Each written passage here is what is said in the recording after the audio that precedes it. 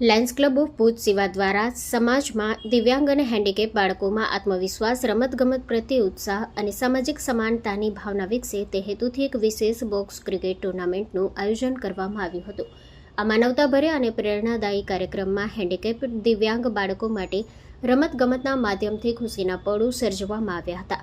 આ ટુર્નામેન્ટમાં કુલ 6 ટીમોએ ઉત્સાહપૂર્વક ભાગ લીધો હતો. તમામ ટીમોએ શિસ્તબદ્ધ અને રમૂજી ભાવનાથી રમતમાં ભાગ લઈ દર્શકોને આનંદ આપ્યો હતો. ફાઇનલ મેચ બાદ વિજેતા ટીમને ટ્રોફી એનાયત કરીને પ્રોત્સાહિત કરવામાં આવ્યા હતા. નવચેતન સંસ્થા સાથે સંકળાયેલા હેન્ડીકેપ દિવ્યાંગ બાળકોએ ખાસ ઉત્સાહ સાથે ભાગ લીધો હતો, જે સૌ માટે પ્રેરણા સ્ત્રોત બન્યા હતા.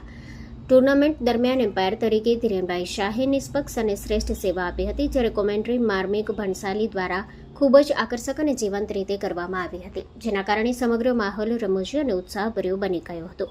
સમગ્ર કાર્યક્રમનું સુંદર સંચાલન અને એન્કરિંગ અંકુર ભણસાલીએ કર્યું હતું.